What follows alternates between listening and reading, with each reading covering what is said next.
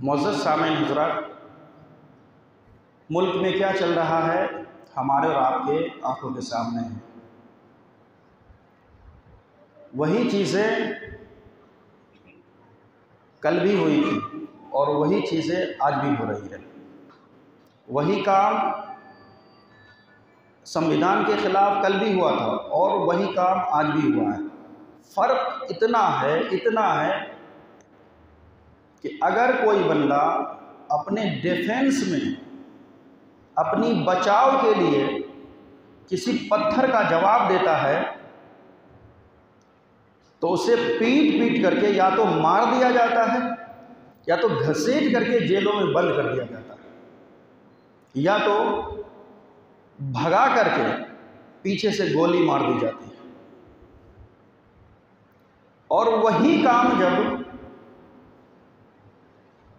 दूसरे तरीके से अग्निपथ योजना के खिलाफ में विद्यार्थी स्टूडेंट नारा लगाते हैं और महज वो अपनी बचाव के लिए नहीं कर रहे बल्कि सरकार को अग्निपथ योजना को वापस लेने के लिए कार्रवाई कर रहे हैं, अपनी बात पहुंचाना चाहते हैं। और अपनी बात पहुंचाने में ना जाने उन्होंने सरकारी संपत्तियों की कितनी क्षति पहुंचाई है। पूरी ट्रेन को ही फूंक दिया, ट्रेन में ही आग लगा दी, स्टेशनों पे तोड़ फोड़ की, पंखे तोड़ दिए, उनके जो लाइटें थी वो तोड़ दी, कुर्सियां तोड़ दी और जो सरकारी दस्तावेज थे उनको जलाए गए। लेकिन फर्क इतना रहा कि चूंकि उनके पेशानी के ऊपर टीका लगा हुआ था, उनके गले में, उनके सरों के ऊपर भगवा कलर की पगड़ी बंधी हुई थी, पंछा लगा हुआ था, इसलिए उन्हें कुछ नहीं कहा गया। तो ये हम और आप सभी जानते हैं कि इस मुल्क का जो हाकिम है, इस मुल्क के जो हुक्मा और वज़रा हैं, वो हमें किस दिशा में लेके जाना चाहते हैं। मेरे भाइयों, एक शायर कहता है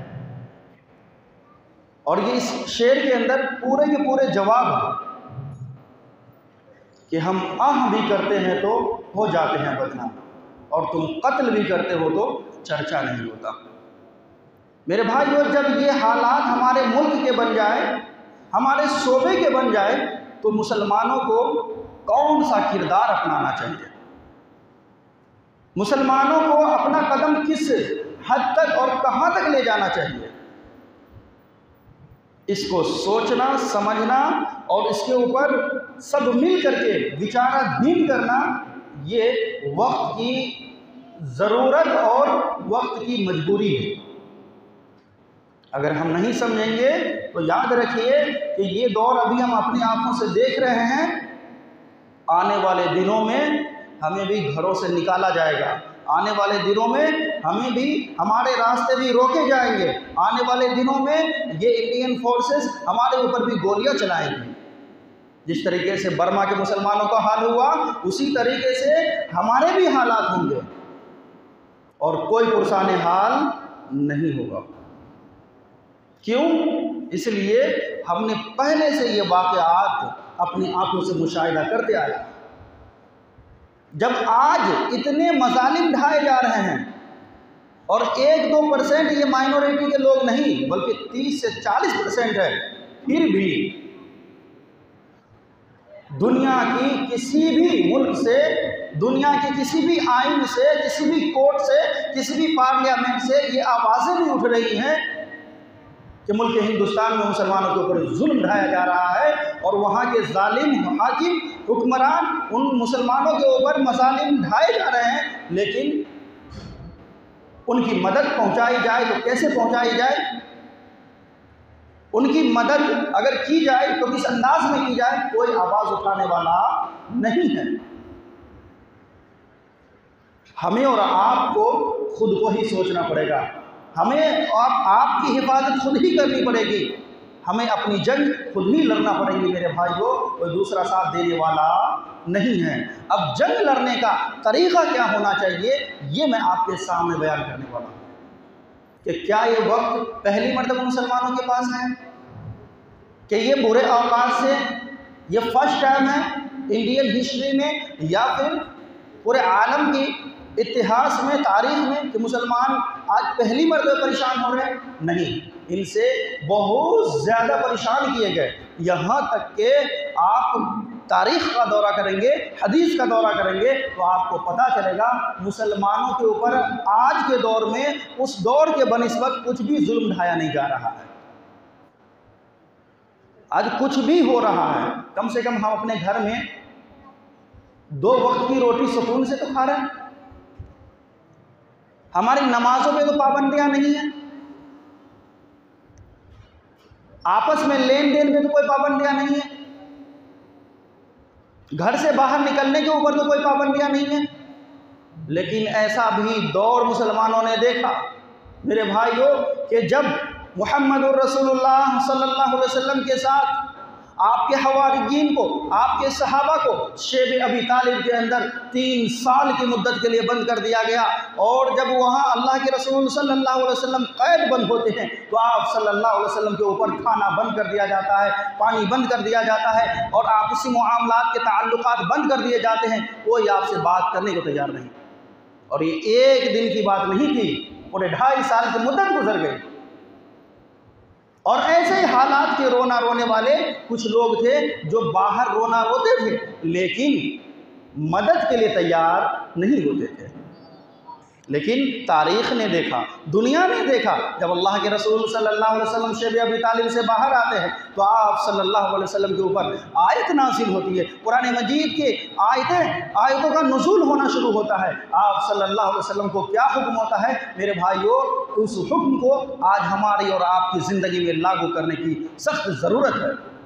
अल्लाह के रसूल सल्लल्लाहु अलैहि वसल्लम के ऊपर आयत क्या नाज़िल होती है? सूरतुल आराफ है, पारा नंबर 9 है, सूरह नंबर 7 है, आयत नंबर 199 है। अल्लाह रब्बुल आलमीन ने फरमाया फ़अफ़ु अन्हुम वअमुर बिल मारूफ़ वअरिज़ अनिल जाहिलीन। अल्लाह के नबी सल्लल्लाहु अलैहि वसल्लम ये छोटी सी आयत में आपके राज मुज़बिर है। अगर आप हिकमत अमली से काम लेते हैं, अगर आप सब्र से काम लेते हैं तो ये वो लोग हैं जो आपके ऊपर पत्थर बरसाए, ये वो लोग हैं जिन्होंने आपके रास्ते के ऊपर कांटे बिछाए, ये वो लोग हैं जिन्होंने आपको सताए, खाना पानी बंद कर दिया। लेकिन वक्त आने दीजिए, वक्त का इंतज़ार कीजिए, यही वो लोग होंगे जो आपके ऊपर जान लुटाने वाले बन जाएंगे। लेकिन करना क्या पड़ा? नबी करीम सल्लल्लाहु अलैहि वसल्लम को कौन सा कदम उठाना पड़ा? कुरान मजीद ने कहा क्या? कुरान मजीद की आयत क्या है? फ़अफ़ु अन्हुम, आपको जितनी भी तकालीफ इन्होंने दिए हैं, फ़अफ़ु अन्हुम, माफ़ कर दीजिए। क्या कर दीजिए? माफ़ कर दीजिए, दरगुजरी से काम लीजिए, छोड़ दीजिए, जाने दीजिए, कोई बात नहीं। और आप सल्लल्लाहु अलैहि वसल्लम से बड़ा माफ़ करने वाला, आप सल्लल्लाहु अलैहि वसल्लम से बड़ा दरगुजर करने वाला ना आज तक मखलूक में कोई पैदा हुआ और ना क़यामत तक होने वाला है। मैं बताऊँगा आपको कैसे अल्लाह के रसूल सल्लल्लाहु अलैहि वसल्लम हिकमत से काम ले और कैसे दरगुजर करते गए। क्या आप सल्लल्लाहु अलैहि वसल्लम खाना काबा में नमाज पढ़ रहे हैं और उतबा इब्ने मुईत मलऊन आता है और आपके गले में पट्टियाँ डाल देता है, चादरें डाल देता है और उसको दोनों तरफ से खींचता है, यहाँ तक कि आप सल्लल्लाहु अलैहि वसल्लम की आंखें बाहर आ गई।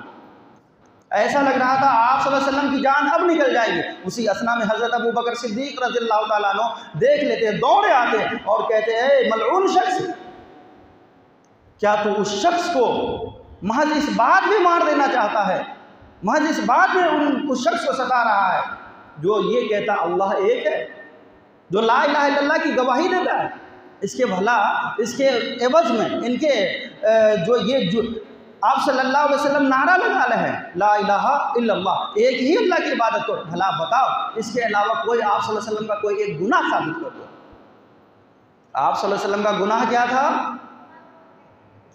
क्या गुनाह था? ला इलाहा इल्लल्लाह की दावत देना। इसलिए आप सल्लल्लाहु अलैहि वसल्लम के ऊपर ये पूरे भूखे लोगों की तरह दस्तरखान पे टूट पड़े लेकिन आप सल्लल्लाहु अलैहि वसल्लम ने ना ही हिम्मत हारी, ना ही दावत से मुंह मोड़ा। आप सल्लल्लाहु अलैहि वसल्लम अपनी दावत और अपने मिशन को आगे बढ़ाते रहे, यहाँ तक कि आप सल्लल्लाहु अलैहि वसल्लम के ऊपर लोगों के तादाद लगे ईमान लाने वालों के। यहाँ तक कि एक रोज़ ऐसा आया कि हज़रत उमर रज़ियल्लाहु ताला अन्हु भी इस्लाम में शामिल हो गए, इस्लाम में दाखिल हो गए। आप सल्लल्लाहु अलैहि वसल्लम के साथ देने वाले बन गए, 40 आदमी मुसलमान हो गए। मेरे भाइयों, आप सल्लल्लाहु अलैहि वसल्लम का पावर थोड़ा बढ़ता जा रहा था, लेकिन आप सल्लल्लाहु अलैहि वसल्लम ने अपने पावर को इस्तेमाल नहीं किया, आप सल्लल्लाहु अलैहि वसल्लम ने अपनी ताकत को इस्तेमाल नहीं किया। हालांकि बहुत ही दिग्गज लोग इस्लाम ला चुके थे। हज़रत अमीर हमजा रज़ियल्लाहु ताला अन्हु जैसे शख्सियत इस्लाम ला चुके थे, हज़रत उमर रज़ियल्लाहु ताला अन्हु जैसे शख्सियत इस्लाम ला चुके थे, जिनका दबदबा था। लेकिन आप सल्लल्लाहु अलैहि वसल्लम ने फिर भी सब्र से काम लिया, आप सल्लल्लाहु अलैहि वसल्लम ने हिकमत अमली से काम लिया, और किसी सहाबी रसूल को ये हुक्म नहीं दिया कि अगर तुम्हारे ऊपर जुल्म और सितम ढाए जाए, मजालिम ढाए जाए, तो तुम उनका बदला लो। अभी तक उसी आयत के ऊपर अमल हो रहा है। फ़अफ़ु अन्हु, आप जो है माफ़ कर दीजिए, व अम्र बिल मारूफ, और आपका जो मिशन है भलाई की तरफ बुलाना, भलाई की तरफ बुलाना, अच्छाई की तरफ बुलाना, लोगों को भली बातें कहना, अच्छी बातें कहना, एक अल्लाह की इबादत की तरफ बुलाना, आप उस काम को हरगिज़ नहीं रोकें। आप अपने कदम में, अपने मिशन में अपने कदम को आगे बढ़ाते रहें। और तीसरा हुक्म आप सल्लल्लाहु अलैहि वसल्लम के ऊपर जो नासिल हुई, ये आयत होती है नासिल, क्या? वअरिज़ अनिल जाहिलीन। ये तीसरा हुक्म है अल्लाह रब्बुल आलमीन का, कि एक तो अगर आपको जुल्म करे, आपके ऊपर सताए, मारे पीटे, तो आप इन्हें माफ़ कर दें। दूसरा, फिर भी आप इतने सताने के बावजूद भी, मसालिम ढाने के बावजूद भी इनको अल्लाह के रास्ते की तरफ बुलाते रहें, भलाई की तरफ बुलाते रहें। और तीसरी चीज़, इनमें से बहुत ही ज़्यादा जो जाहिल लोग हैं, जो सुनना नहीं चाहते, समझना नहीं चाहते, वअरिज़ अनिल जाहिलीन, तो ऐसे जाहिलों से आप दरकिनार हो जाए, आप अलग हो जाए, अलग थलग हो जाए। उनसे बात नहीं करने का, उनसे मुंह नहीं लगाने का, उनके पीछे कोई बातें नहीं करने की।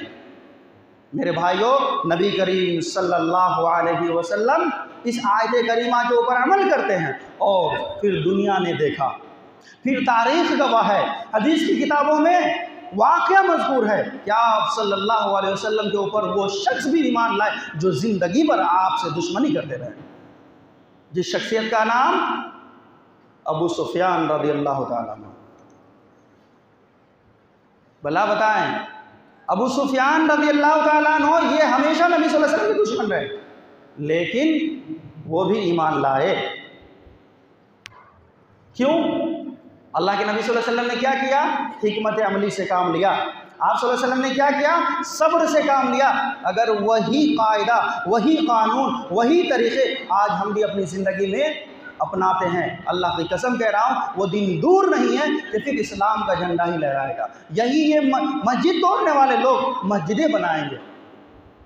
क्यों? कुरान गवाह है, कुरान गवाह है। मेरे भाइयों, आप उठाइए पारा नंबर 28 सूरतुल हश्र पढ़िए, अल्लाह रब्बुल आलमीन ने क्या फरमाया कि ये वो यहूदी हैं जिन्होंने सदियों से हुकूमत की है, इनके किले इतने मजबूत है, इतने मजबूत है, अगर इसमें बंद हो जाए तो किसी को निकालना मुश्किल है। लेकिन अगर आप हिकमत अमली से काम लेंगे, मुसलमानों को हुक्म हुआ कि अगर आप सब्र से काम लेते हैं तो ये अपने घरों को आपके साथ मिल करके खुद ही अपने हाथों से तोड़ेंगे। और कुरान गवाह है कि पूरे के पूरे यहूदी मिल करके खुद ही अपने घरों को ढाते थे, तोड़ते थे। नबी सल्लल्लाहु अलैहि वसल्लम ने यह हुक्म दे दिया था कि आप जितना चाहो तो यहाँ से तुम अपने सामान ले जा सकते हो। यानी उस टाइम के हिसाब से उस वक्त तो लाइट पंखे नहीं थे, दरवाजे थे और कुछ तिजोरियाँ थी, संदूकें थी, ये चीज़ें ले जा सकते हो। तो उन्होंने क्या सोचा कि अगर हम नहीं रहेंगे तो मुसलमानों को भी इस घर में नहीं रहने देंगे, लिहाजा वो मजबूत किले को अपने से ही, अपने हाथों ही खुद बनाए और घर को खुद ही ढाने लगे। मेरे भाइयों, ये इस्लाम गवाह है, कुरान गवाह है, तारीख़ गवाह है, हदीस की किताबों में मज़कूर है वाक़या। इसलिए हमें हिकमत अमली से काम लेना चाहिए। मैं आपको बताता हूँ नबी करीम सल्लल्लाहु अलैहि वसल्लम कितनी हिकमत से काम लेते थे। आप सल्लल्लाहु अलैहि वसल्लम लोगों के सामने किस किरदार में पेश होते थे। मान लीजिए, छोटी सी बात मैं कहता हूँ, अगर कोई बंदा अभी जुमा का दिन है अभी और यहाँ आ जाए हमारी मस्जिद में जय श्री राम का नारा लगाए, मस्जिद में आकर के यहाँ खड़े होकर के जय श्री राम जय श्री राम जय श्री राम का नारा लगाए, हम लोग क्या करेंगे? हमारा किरदार क्या होगा? हम क्या करेंगे भला बताइए उसके साथ? कोई जवाब दे सकते हैं कि उसके साथ क्या होगा? मेरा मानना है, मेरा इल्म कह रहा है कि हम में से हर शख्स उनके जो 360 जोड़ है सबको अलग कर देंगे, हाथ अलग कर देंगे, पांव अलग कर देंगे, तमाम हड्डियों को अलग अलग कर देंगे। क्यों? इसलिए कि मस्जिद में आकर के जय श्री राम का नारा, ये कैसे हो सकता है? आपको मैं बताता हूँ, जय श्री राम का नारा छोटा है और उस शख्स ने जो काम किया मस्जिद में वो अमल उससे बुरा और बड़ा है, लेकिन नबी सल्लल्लाहु अलैहि वसल्लम ने माफ़ कर दिया। उठाइए, सही बुखारी और सही मुस्लिम, ये मुत्तफ़क़ुन अलैह रिवायत है। सही बुखारी में भी है, सही मुस्लिम में भी, और दीगर हदीस की किताब में भी मज़कूर है। सही बुखारी में 220 और 21 नंबर की रिवायत है, सही मुस्लिम में 660 और 661 नंबर की रिवायत है। हज़रत अनस बिन मालिक रज़ियल्लाहु ताला अन्हु हदीस के रावी है, वो कहते हैं कि रसूलुल्लाह सल्लल्लाहु अलैहि वसल्लम के हमरा असहाबे किराम और हम बैठे हुए थे मस्जिद नबवी में। आप सल्लल्लाहु अलैहि वसल्लम की मस्जिद का नाम मस्जिद नबवी है और मस्जिद नबवी में आप सल्लल्लाहु अलैहि वसल्लम अपने असहाब के साथ बैठे हुए हैं। दर्स व तदरीस का काम चल रहा है, तालीम व ताल्लुम का काम चल रहा है, लेकिन उसी असना में एक शख्स आता है, देहाती है, वो आकर के खड़े होकर के मस्जिद में पेशाब करना शुरू कर दिया। बात समझ में आ रही है? मस्जिद में क्या करने आया? नमाज पढ़ने नहीं आया, नबी से फतवा पूछने नहीं आया, इस्लाम समझने नहीं आया, किसी और गज़ से नहीं आया। क्या आया करने? मस्जिद में पेशाब करने लगा। अब भला बताइए कि उनको और कोई जगह नहीं दिखी थी?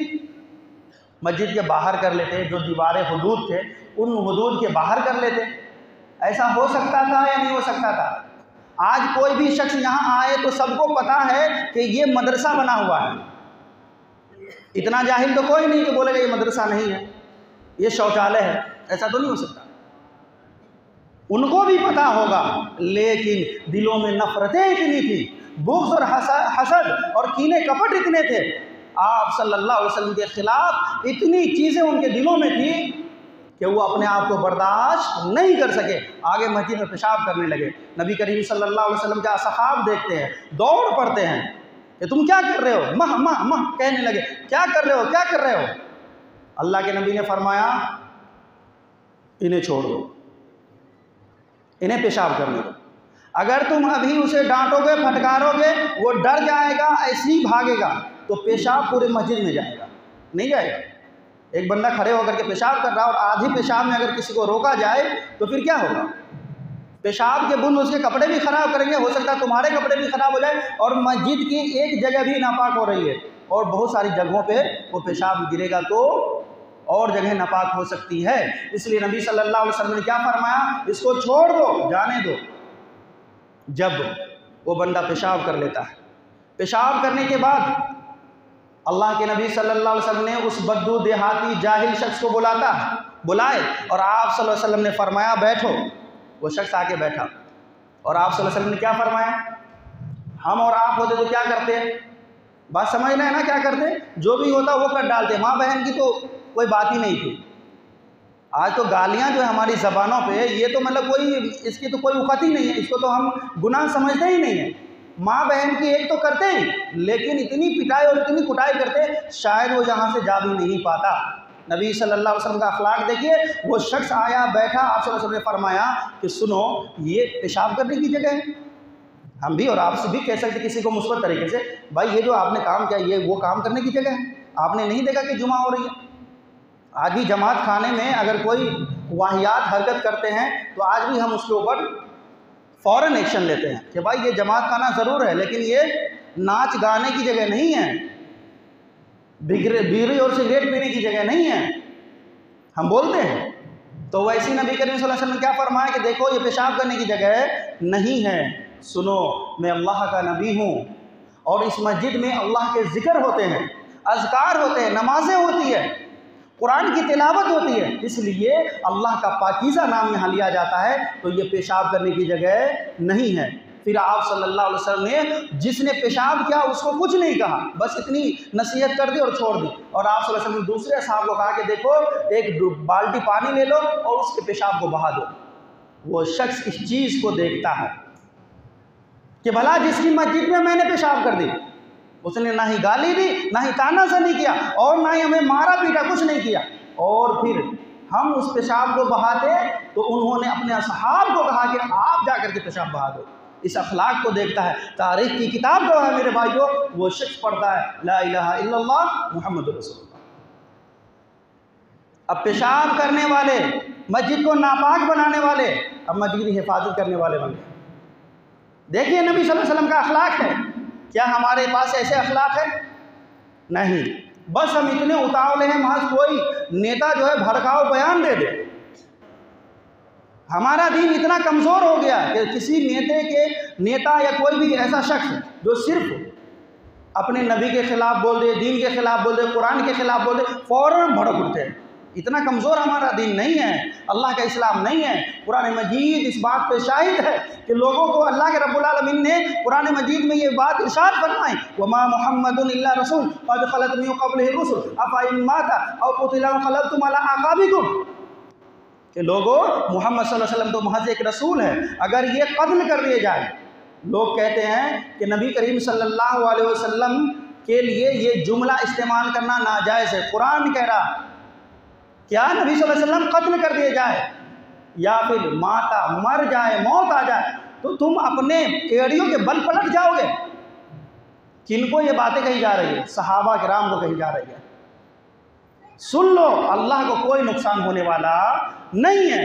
यानी पूरी दुनिया मिल करके अल्लाह के कुफ्र के ऊपर आमादा हो जाए, अल्लाह की कसम है, अल्लाह की ज़ात को, अल्लाह की सिफात में, अल्लाह की ज़ात में कोई भी नुक्स होने वाला नहीं है। और पूरी दुनिया मिल करके अगर अल्लाह की तारीफ बयान करने लगे, यहाँ तक कि कुरान कहने लगा, कुरान ने बयान किया कि अगर पूरे समंदरों को स्याही बना दो, पूरे दरख्तों को काट करके, झाड़ों को काट करके कलम बना दो, अल्लाह की तारीफ लिखना शुरू कर दो। अगर अल्लाह रब्बुल आलमीन की तारीफ तुम लिख भी दोगे, समंदर सूख सकती है और पानी पूरे ख़त्म हो सकते हैं, पूरे दरख्त के कलम ख़त्म हो सकते हैं, लेकिन अल्लाह की तारीफ बयान नहीं हो सकती। तो लोग क्या फ़र्क पड़ता है? क्या फ़र्क पड़ता है? तो वो शख्स जो मस्जिद में पेशाब करने आया, महज अल्लाह के नबी सल्लल्लाहु अलैहि वसल्लम के हिकमत अमली के ज़रिए, अल्लाह के नबी सल्लल्लाहु अलैहि वसल्लम के सब्र के ज़रिए, देखो उसने क्या किया, इस्लाम कबूल कर लिया। मेरे भाइयों, तो किसी के बहकावे में आने से और गोलियां खाने से, पत्थरें खाने से बाज आइए, बाज आइए। मैं तो एक ही हुक्म आपको दूंगा और यही मशवरा दूंगा। एक हदीस सुनाने के बाद सही बुखारी के अंदर 4372 नंबर की रिवायत है, 4372 नंबर की रिवायत है। अल्लाह के नबी सल्लल्लाहु अलैहि वसल्लम सन 6 हिजरी में अपनी दावत को वसी करते हैं और मुख्तलिफ कबीलों में लोगों को भेजते हैं। तो आप सल्लल्लाहु अलैहि वसल्लम के असहाब ने एक शख्स को जो बनु हनीफा से ताल्लुक़ रखता था उसको पकड़ करके ले आए, जिसका नाम सुमामा इब्न उसल है। देखिए नबी सल्लल्लाहु अलैहि वसल्लम का किरदार क्या है। आप सल्लल्लाहु अलैहि वसल्लम के पास मुजरिम आ रहा है, और मुजरिम कैसा? कातिल मुजरिम, जिसने सैकड़ों सहाबा का कत्ल किया है। आप सल्लल्लाहु अलैहि वसल्लम के पास जब वो शख्स लाया जाता है, आप सल्लल्लाहु अलैहि वसल्लम उसे एक सुतून में, जो मस्जिद नबवी के अंदर एक खंबा था, पिलर था, उस पिलर में उनको बांध दिया। आप सल्लल्लाहु अलैहि वसल्लम को कहा गया कि ये यमामा का गवर्नर सुमामा इब्न उसल है, ये बनो हनीफा से ताल्लुक़ रखता है और इन्होंने मुसलमानों का बहुत ज़्यादा खून बहाया है। आप सल्लल्लाहु अलैहि वसल्लम आए और क्या कहने लगे, क्या सुमामा क्या हाल है, भला बताइए। कातिल से नबी सल्लल्लाहु अलैहि वसल्लम ये रवैया इख्तियार कर रहे हैं, ये रवैया। क्या कह रहे हैं? सुमामा बताओ क्या हाल है। तो सुमामा ने क्या जवाब दिया, इन तक़्तुल ज़ादमी, ए नबी, ए मोहम्मद सल्लल्लाहु अलैहि वसल्लम, अगर आप मुझे कत्ल करते हैं तो बिल यकीन आप कत्ल कीजिए, आपका हक है। क्यों? इसलिए कि मैंने आपके साथियों का खून बहाया। आप एक खूनी शख्स को कत्ल करेंगे। इन तुनइम शाकिरीन, अगर आप मेरे ऊपर एहसान करते हैं और एहसान करके मुझे कत्ल नहीं करते हैं बल्कि छोड़ देते हैं, तो याद रखिए आप एक शुक्रगुजार शख्स को छोड़ेंगे, आपका मैं हमेशा शुक्रिया अदा करूँगा। अल्लाह के नबी सल्लल्लाहु अलैहि वसल्लम वापिस हो गए। दूसरे दिन आए, दूसरे दिन भी अल्लाह के नबी ने फरमाया कि ऐ सुमामा क्या हाल है? उसने वही दोनों जवाब दिए। फिर उसके बाद तीसरे दिन आप सल्लल्लाहु अलैहि वसल्लम आए और तीसरे दिन आकर के क्या कहते, सुमामा भला बताओ क्या हाल है, और ये बताओ कि मैं तुम्हारे साथ क्या करने वाला हूँ।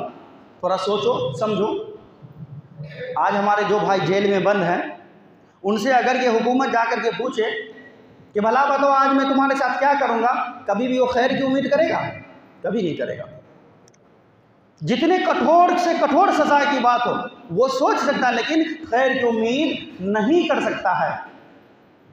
तो सुमामा ने क्या जवाब दिया कि अगर आप मुझे कत्ल करना चाहते कर दीजिए, या फिर अगर आप मुझे छोड़ देंगे तो मैं आपकी शुक्रगुजारी करूंगा। और तीसरा मसला ये है, मेरा जवाब तीसरा ये है कि आप अगर चाहे तो मुझसे जितना माल लेना चाहे ले लीजिए, मेरे कत्ल के बदले, मुझे छोड़ने के लिए जितना माल चाहे। आप बोलेंगे ब्लैंक पेपर रहेगा, हम चेक पे साइन कर देंगे।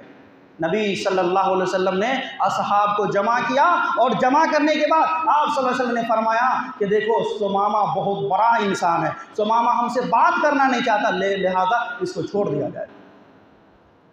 सही बुखारी की हदीस है, सुमामा को छोड़ दिया गया।